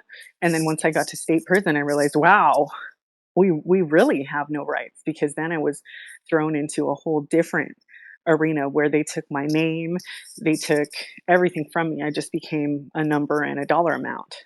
Uh, and at the same time, I learned a lot about how to appreciate women and how important it is for us to be together. Women time is so serious. You know, for 10 years, I thought I wanted to go back to prison when I really just missed woman time, girl time. And, you know, ironically, I just heard that Scott Weiner said that, you know, incarcerated trans women need their girl time. But anyway, um, it's really, it's a really special thing when you do connect with, you know, your little family in there. Women are nesters. We're very familial, as opposed to waking up and being warriors every day. Women in prison wake up and make each other coffee. I mean, yeah, we stab each other in the back and talk horrible stuff about each other, but at the end of the day, uh, it's woman stuff. It's not the same type of psychological warfare that men are waging on women at this point. And it's already very difficult sharing an extremely small space with a stranger. It takes a lot of humility and a lot of patience to be able to make it work. But when it does work, it's pretty awesome. Uh, Sometimes it takes years for women to procure a little family to have a really high functioning programming room. And in CCWF, there's 8 people to a cell. There's, you know, 4 bunk areas, a toilet, a shower, 2 sinks, a little desk, and a chair. So it's the size of, I don't know, probably a $3,000 1-bedroom apartment in San Francisco. But to add a, a man into that space is, it's unimaginable. It's already difficult, like I said, to share it with 7 very different women. But to add the added stress, to add, you know, that added bulk. I mean, most of these people are not, you know, slight, tiny, delicate flowers. Like, for example, look at Ava Reeves, is like 6'5". These areas were not built to accommodate, you know, a serial killer that's 6'5". Your bunk area that you share with your bunkie is 6 square feet. So imagine sharing that with somebody whose entire life has been based on perfecting the crime of manipulation and overpowering the weakest link. Uh, and then imagine lockdown situations where there's no movement. Say that something happens in the prison, everybody's locked down, you're stuck in this space with this person. It could be days, you know, without leaving your cell. And these people know how above the law they are. They know that there are very little to no consequences for anything they do, and they express that openly and fully to these women. There's an individual who constantly walks into the shower on the ladies and tells them, you know, it doesn't matter what you say, they're not going to do anything to me. And it's the truth. They're not going to do anything to them, because the way the transgender offender manual for the federal prisons and the way that laws like SB 132 are written, there are no consequences. You have to take their own personal perception of safety, well-being, and whatever into consideration whenever making any decisions regarding these individuals. If you do tell them no or violate them for any reason, you have to go to like the secretary of the department, and then you have to submit something in writing. Cops are already not going to do a whole lot of paperwork. So, you know, that's a huge turnoff for them. They're not going to do more paperwork to keep the population safe. That's just not going to happen. And the ladies know that. They feel, it's a very hopeless feeling of futility. A lot of women are just trying to assimilate and go with the flow because they just want to go home. A lot of people say, how come they don't just take care of business? How come they don't just, kill somebody? How come they don't just, castrate them or show them what time it is? Because the last women who did that when I was there will probably never see the light of day again. And that pumped enough fear into these women to keep them from ever doing that. Plus, that's just not what these ladies are naturally inclined to do. They're not killing machines like in the men's prison. They are conditioned to think that if they do anything, even something as simple as disagreeing, that they're never going to go home. And most of them have the goal of going home to their children, their grandchildren, and or some of them just want to come home and die. So the likeliness of them taking care of business is very, very slim to none.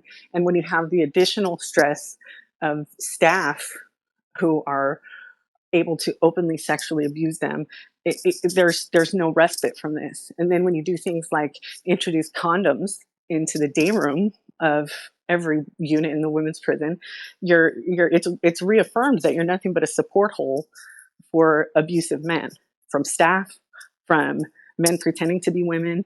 It's devastating. And there's women who have been there for 20, 30 years, almost 40 years, who are watching these men get facelifts. They're watching them, come back from medical with bigger breast implants, while they have to petition the courts, even to the federal level, in order to get basic health care, a knee replacement, back surgery, things like that. And these people are able to get completely cosmetic, non-life-saving medical procedures at a whim. It's disabled staff from being able to do their most important job, which is to keep the population safe. And these people's feelings have prioritized logic. They're prioritized over logic, over everyone's safety and well-being. It's insane. And I was just talking to somebody today, like, no, I'm not going to even run a red light because I can't imagine going back to prison right now. I can't imagine what it would be like to be in this situation. And there's other things. There's other things that are so disgusting to me, like the stalking. Nobody really understands the stalking that's occurring now. Stalking is like being murdered in slow motion. It's not like he's just staring at you. These are people who have like long histories of violence against women, who are experts at what they do. And they're in the biggest victim pool you can imagine. And then you add other things like, there's universities in a lot of these facilities now who are offering, BA programs, things like that. And they're completely indoctrinating the population with this woke ideology that, they're wrong for their beliefs. A lot of Christians will call and cry and say, am I stupid because I believe in Jesus? No. They're telling them they're just breaking down the fiber of their being. They're shattering every shard of hope that these women had left. And also the introduction of testosterone into the system has really had a devastating effect. It's really messed with a lot of women's heads in there. They have no idea what's happening to their bodies, and they've been convinced by somebody that they are responsible for protecting these trans-identified males. So they're working very, very much against, everything that we're doing at the same time. So it's confusing, it's ugly, it's evil, and it's going to take a lot more pushing. It's going to take a lot more activism and a lot more strategizing on our end, because this is something that's been in the works for decades. Since like the 70s, they've been planning on infiltrating the prisons first, because the bottom line is, once you can achieve something in the prison system, you can do it in the free world. And just because we have the executive order and people like us who are making a stink about this doesn't mean that it's going to have a major impact on their master plan. Since they've been working on this for decades, we have a lot of catching up to do. I don't even have to start strategizing. What to say? It's just so hard to listen to. I mean, I think we all know intellectually what this looks like, but to hear your experience and the reality of what's in prison is just gut wrenching, and it is really hard to accept that our party is the one promoting this. I think this is something that we all have to take a very active role in stopping in one way or another. And I think about, when you say this is, there's these wheels that have been in motion. And I think about this show, I think maybe Elspeth, Justice Cypher, you mentioned it, Orange is the New Black. Now, I never watched this show, but I got the gist of it, and that there was this character who was this kind of sympathetic, benign, um, trans-identified male, and it was one big happy family. And I really wonder about how this show came to be. And you look at all the things that have happened, and how well this has been marketed. That was totally intentional. That was in cahoots with the ACLU. I mean, when you see Laverne Cox and what's that creep's name? Laverne Cox and the little creepy ACLU person, the little tiny rat fink bastard. You guys know who I'm talking about. When you see them together, Chase Strange, when you see them together on the red carpet, you know that they've been working on this to soft program America to think that every time we're saying something about keep prison single sex, they're going to think of poor Laverne Cox, this, soft-spoken trans woman who just wants her hormones and just wants to be safe. And, it's not Laverne Cox, it's big dudes with Cox. And they have, hijacked the community of queens in the men's prison who don't want anything to do with this. They're like, Amie, can you help us? Because, bitch, we don't want to go over there. They have boyfriends. They're in long-term relationships. They know that the women's prison sucks. They don't want to go over there. The only people who are taking advantage of this are predatory men. I want to get to we want to take questions, so I want to make sure there's time for that. I'm just looking through. We had some questions. So Tamikia Johnson, she had spoken about being re-traumatized by the presence of male inmates. Can you elaborate what she meant by that? Absolutely. A lot of times when there's situations, incidents, fallouts in a cell, in a room, these people will divert directly back to who they were before they started wearing pigtails and lipstick. Their voices drop, their balls come back, and all of a sudden you hear this abusive male voice that reminds you of your husband or whoever your trauma initially came from. And they know this. And it's terrifying. It's not just that. Imagine being in a room where a young lady's fallen in love with one of these people, and you have to hear them in their domestic violence day in and day out, or, when they make up. Nobody wants to deal with that. And this is something that I knew was going to be a huge issue, because whether or not you are condoning this or want to participate in this, you don't have a freaking choice. Every cell in your body is going to participate in this regardless of how you feel, because your feelings don't matter. Only feelings that matter are men's, since men decided to have feelings now. And we can't have regulations, policy, and legislation based on feelings. Everything has to be based on facts, because feelings fleet.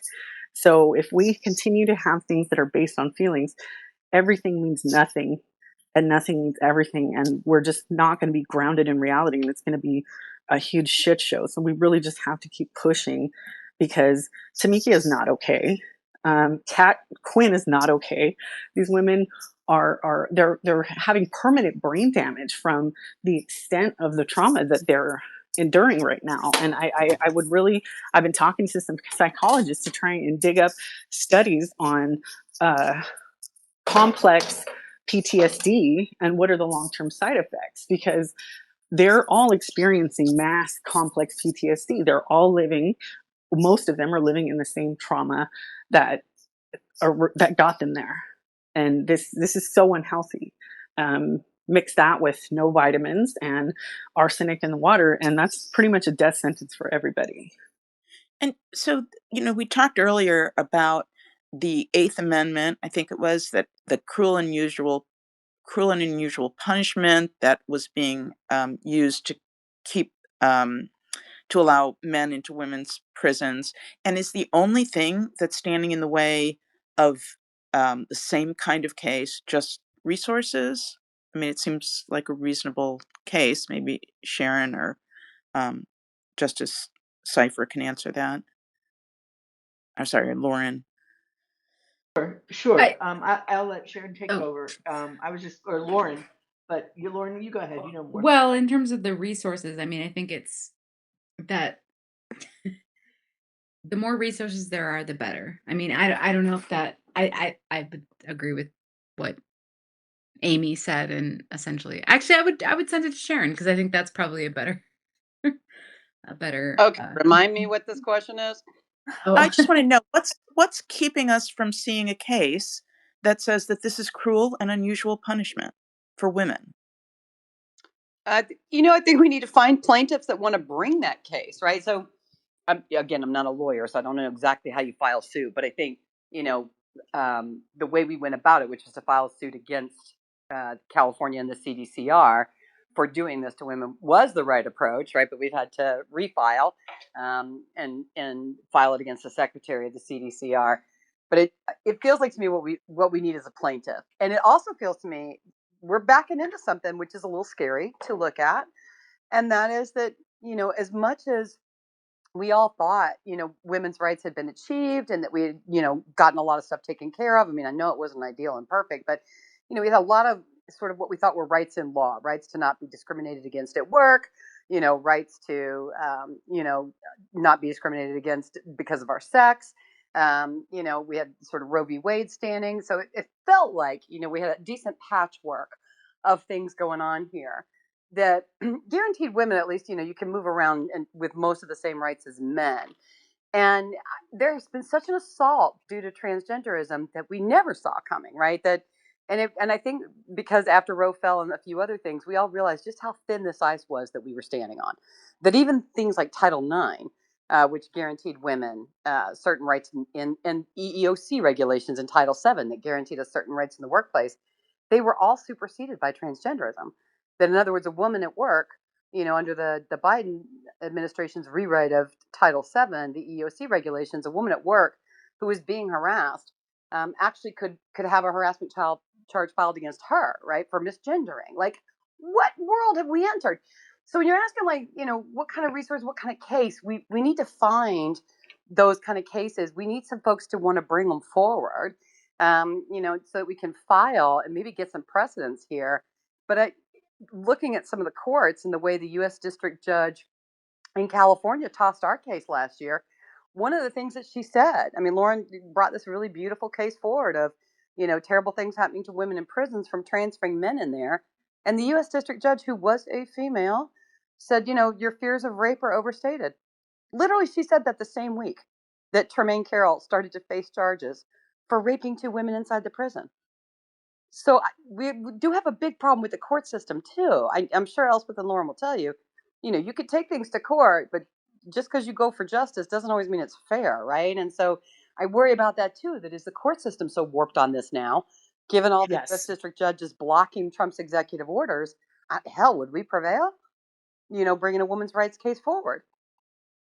After sitting in that courtroom in Tallahassee and watching that judge completely discount Rhonda's life as if she didn't even matter, I have my doubts. The little string of faith that I had in the judicial system, I think, died that day. I have never been so disappointed in my life. She had not a single chance in that courtroom. And you have to remember, this is the same judge who mentored under Judge Hinkle, and both of them are basically trans radical activists that are sitting on the bench. And this man, while he said, "What is your complaint? There's shower curtains. What do you mean you don't have privacy when you shower?" He wouldn't even acknowledge that she has the right to bodily privacy. But at the same token, this is a classist thing. He stopped court to ask the little DOJ attorney, who was a new mother, if it was okay to go until 5:30 because he knew she was a new mama. So he was recognizing the fact that she might need a special accommodation as a mother, as a birthing body person, but would not acknowledge Rhonda, an incarcerated Black woman's right to not shower in the presence of men. So, and then the complaints from Maria Moe in Massachusetts, who filed the Sunday after the executive order was signed, were basically exactly the same as Rhonda's complaints. And that injunctive relief was granted, right? That blocked the whole EO from being carried out, and all of the trans that were corralled to get transferred back to men's prison in the federal system were put directly back into women's general population. Sorry, can you that Rhonda Fleming, Mo? Rhonda Fleming case, very good, famous case. Yep. Okay, just go over that once briefly so that we know what we're. Rhonda Fleming is a federal inmate who, in 2017, filed a lawsuit for being forced to shower in the presence of biological men. And I went to the trial in Tallahassee, and it was pretty much one of the darkest days of my life to see her concerns, her right to bodily privacy, completely disregarded. The judge wouldn't acknowledge that any of her rights were being violated or that she was even mildly uncomfortable. It was really disturbing. And the message that I got from Rhonda the night before her trial was, I was assaulted by the U.S. Marshals. I'm going to look a mess in court, but I'm looking forward to seeing you. She was in a wheelchair. She was disheveled. But she's strong. This lady is ready to take it for the team, and she could use all the encouragement she can get. I've never been in the presence of such a strong woman in my life. Like, I didn't even feel worthy of being in the same room as her, because she's really carrying the biggest burden on her shoulders by herself. This lady is writing it out for all of us because she really knows that this situation in prison, this is where our freedom is going to begin and end, with this situation. If they succeed, we're done. And so when we talk about these cases, and you talk about not having a plaintiff, so it's because there's going to be retaliation. There's going to be longer prison sentences. All of the things that we've seen, women are not going to want to come up and bring their cases and appear in court because they will suffer for it. This is the issue that we're talking about, right? Greatly. And then there's all that brainwashing, you got to protect trans women. You can't go against the grain. They're sensitive. You have to be more open-minded. You can't be a bigot. Don't talk to Amie. All that kind of stuff. You want to go home. You want this slice of pizza. You want this sparkly hair clip, don't you? They're going in there with.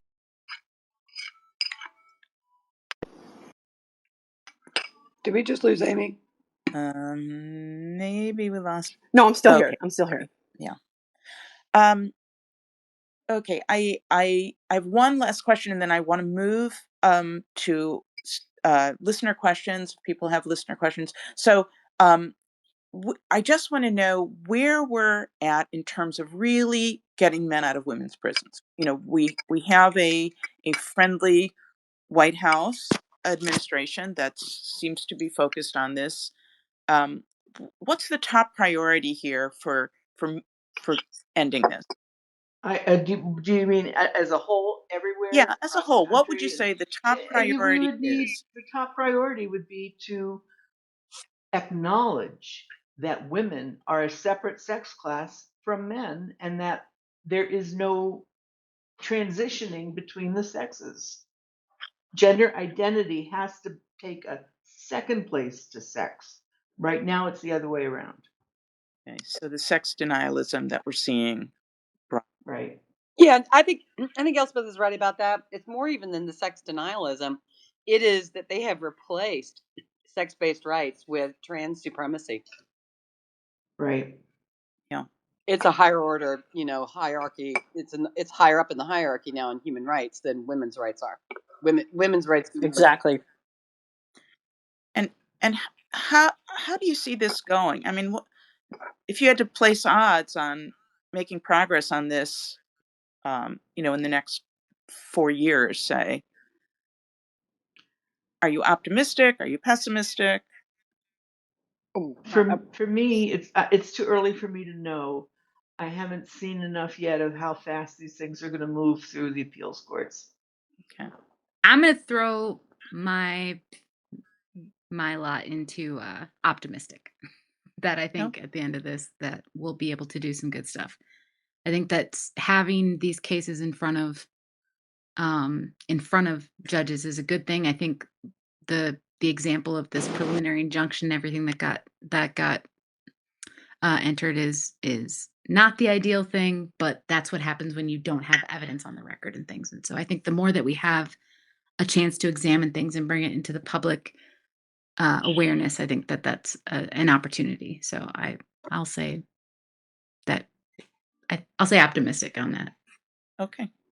Good. Me too. I think me too. I think that the biggest, most helpful thing we can do is get women inside educated. That one postcard I sent in that had the definition secretly of like Darvo on the back was really impactful, because once you can identify and name a monster, it's that much easier to defeat it. And I think once they understand that this is something that's happening nationwide, this isn't just happening to you because you're a bad person or something. This is misogynistic, institutional Darvo, and it's happening to all of us. Like, we feel your pain. We're here. At the education, letting them know they do have rights, reminding them what the processes are and to stand up for themselves, and making them feel seen and heard and valuable enough to advocate for themselves is what it's going to take. Because right now, if on paper, it basically looks like all the transfers from men's prisons are victims because they're experts at writing complaints and placing themselves in situations where they can claim victimhood. Look at Tremaine Carroll. They're experts at writing all of these inmate complaints to position themselves to catapult lawsuits. And in order to file lawsuits, we need to have exhausted all of our administrative remedies within the prison policies. You have to go up to the second, third, fourth, review process and get denied. So then you can file a lawsuit. Otherwise, you're at risk of having your lawsuit thrown out for not exhausting those remedies. So once we get women positioned for that, we can start jumping off and getting lawsuits filed. And, there's going to be more opportunities to get things on the books and build case law, just like the trans high-powered law firms are doing. Got it. Okay. Well, that is hopeful. Justice Cypher, I'm going to weigh in. Yes, thank you. What I wanted to talk about is everything Amie was saying, I have to agree with, and of course with Lauren too. I think in the end we win, but how to get there and how to do it has been such a big problem. I want to put in a plug right now for the Gender Critical Law Society that Glenna Goldis has started, collecting lawyers in one forum who are all gender critical and are willing to, in some way, help.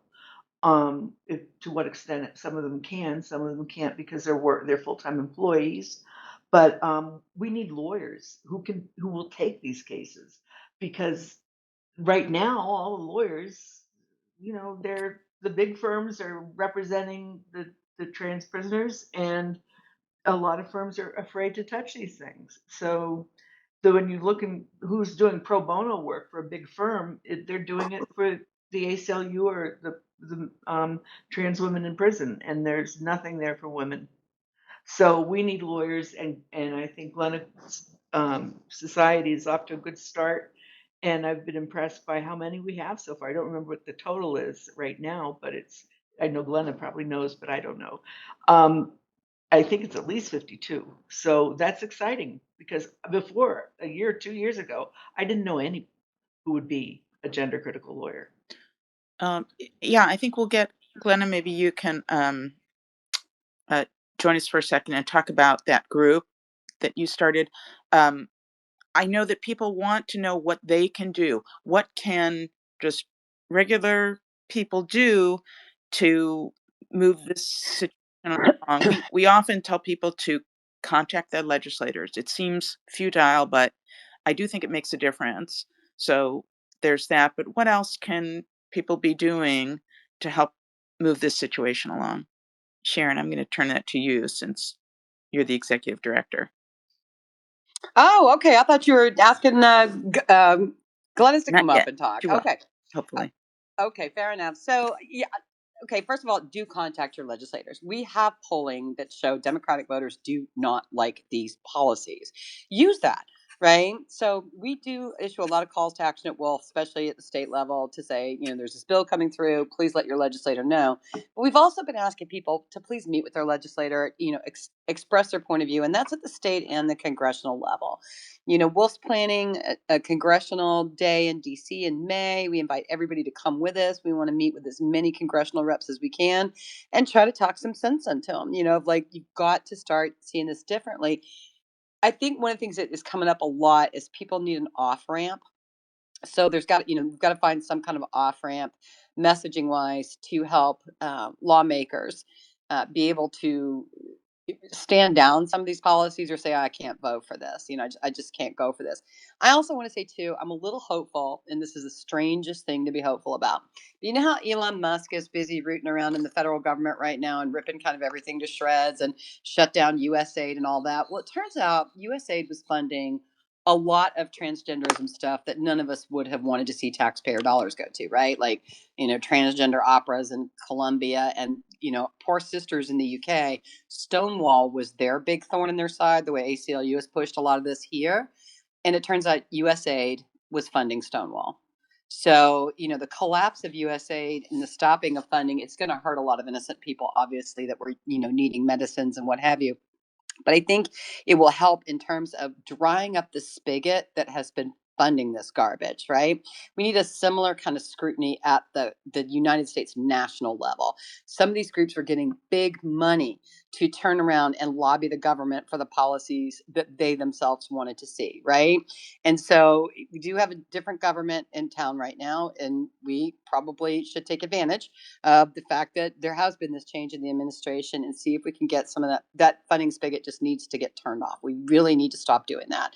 And I think it would put us on a little, and hey, if Musk wanted to fund Wolf and Amie and some other things, right, to turn this around, we would be more than willing, to work with him on stopping this. Nancy Mace had promised to deliver a bill in Congress to, separate men and women's prisons, right, and keep them separate. We haven't seen the bill yet. We've been watching for it, but there's a lot of work on a lot of different levels. And Amie and I have been making life very hard for Gavin Newsom and Scott Wiener, and really pushing hard on what California has been doing to women, and we will keep doing that. That I think the more you're able to encourage people to come alongside you and see that this is wrong and that we should not be doing this to women and girls, and that there's a like they're sex offenders dressed in dresses, but being in a dress doesn't make you a woman, right? Your ability to cosplay does not make you an actual woman. We have to help folks find off ramps, right, to be able to accept that. And I think the more that we work in that area, and having spaces like this, thank you, Diag, for having this space, right, for having the courage to take on, the Democrats on this and say, hey, what are you doing? This is you've lost the plot. Wolf is nonpartisan, so we don't work for any party. We work for women. But obviously, we would like both parties to come to their senses when it comes to women, and be very good to women and treat us like real citizens and put us in the Constitution and a few other things.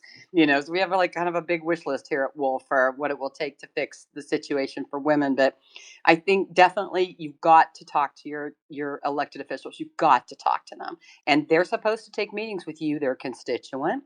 So you should use that power that you have and start talking to them, and use the power of polling and let them know, hey, Democratic voters themselves Wolf has polling on our website on this. Democratic voters do not like these policies. So what are you doing? Why are you doubling down on this? Does that make sense? It does. Hopefully we can find a Wolf Diag action that we can work on together. We would love to do that. We'd be more than open to it, because we would like to see some things shift here. Okay, so I could talk all night to these folks, but we're going to open up the discussion to questions. So if you have questions and you want to queue up, you can you select that that icon down at the bottom. Now I can't see which one it is. There's an icon down at the bottom that I think there's one request. Okay, so you make that request. If you are, I'm going to ask, please be brief. If you and stick to a question rather than a comment,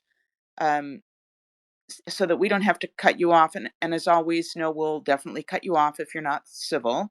If you're having trouble getting elevated to speaker, or it seems like we're not hearing you and you're not able to ask your question, please try logging out and logging back in, or post your question and we'll do our best to get to them.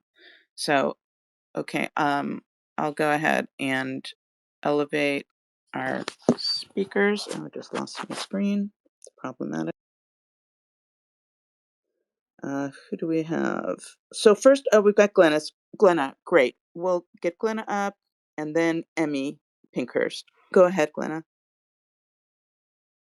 Hi, everyone, and thanks, Justice Cypher, for plugging the Gender Critical Law Society. So I'm going to talk about that for just a minute, and I will try to be interesting to non-lawyers as well as lawyers. So, of course, if you're a law student or a lawyer, we want you to join. I put in a little link in the chat for you to connect with us. But, the reason I started this, a large part, was to get all lawyers together so that we can just destroy the stigma against this work. As we know, there is, especially depending on where you live, there's a giant stigma on being a lawyer who stands up for these issues. And I think that exists in a lot of professions, not just law, pretty much all professions if you live in New York City like I do. And so I just want to encourage everybody to follow this path. So with our group, we're just getting started. But already we pulled together like this really diverse group. So it's liberal and conservative, but I say mostly liberal. It's every age group, but we have 5 law students, even though it's especially risky for them to join. And, they're all saying things like, by the time I graduate, I hope this is the kind of thing that I can brag about on my resume. Like, they're very optimistic, and it's really nice for us all to be able to kind of build that network on top of doing the substantive work. Like, we're networking with each other, and we're also about to show the world that we're proud of the work we do. And we want everyone to know about it. We're not hiding. And so I want to encourage everybody, whatever your community is or whatever your job is, maybe you can do something similar. So, Glenna, you've put that link in the thread for people to check out? Yes. Okay, great. Amie, do you want to speak? And just unmute yourself. You should be elevated. Hi, good evening. Thank you so much. I will be very brief, but if I can just be a little cheeky and try and squeeze in 2 questions. One, I wonder if there's any possibility at some point in the future that there will be a memoir. Amie Ichikawa, I'm looking at you, but if not you, maybe one of your sisters who would be willing to do this, because I think a powerful story, well written. I mean, look at this is what Orange is the New Black came from, right? It was a woman's memoir, so I just think that would go a long way, or some type of communication out there. On the subject of communication, the other thing I was going to say, there are so many eloquent educated speakers on the panel tonight that we've been listening to. And I would just beg some of you, any of you, please keep an eye on large NPR stations like our WNYC in New York. They, from time to time, will do an overly sympathetic story about the poor trans women in prison. And I just wish one of you might call in, even maybe under almost, vaguely fake pretenses, to get on the air and challenge them, because they never bring up women. It's always men. It's always, what's his name, Carballo or whatever. And it just breaks my heart because our voices are not being heard, and the voices of the women who are having to endure this. So I would just beg you. And Glenna, what you just shared is so encouraging also. That's wonderful. Thank you very much. Thanks, Amie. Anybody else have questions? We're at our 2-hour mark. So if we don't have more questions, I think we'll wrap it up. I want to thank our guests, Amie Ichikawa, I'm glad you made it on, Sharon Byrne, Lauren Bone, and Justice Elspeth Cypher for joining us. I hope we can get a wide hearing for your views and help refocus the Democratic Party and liberals on defending the rights of women, especially women who are so powerless. I'd like to also announce our next space, which will happen next Monday, March 3rd. We'll be hosting a lunchtime discussion with esteemed evolutionary biologist Dr. Jerry Coyne about the Dust Up with the Freedom from Religion Foundation, who censored his evidence-based rebuttal to an article in their Free Thought Today journal, and about encroaching censorship and ideology in the sciences. So please pack your lunchbox next Monday and join us for that. If you haven't already done so, please join DIAG. And you do that by clicking the join button on our website at di-ag.org. Our power to reach our lawmakers is through our numbers. And it's important to show that we're a silent majority who believe in classical liberal principles. That's following the science, including the reality of sex, ethical evidence-based medicine for all, the power of civil discourse and open dialogue, advocating for the rights of women and girls to sex-based spaces, honors, and opportunities, LGBT rights, and the necessity of a compassionate, reality-based society where truth matters. Thank you all for joining us, and have a good rest of your evening.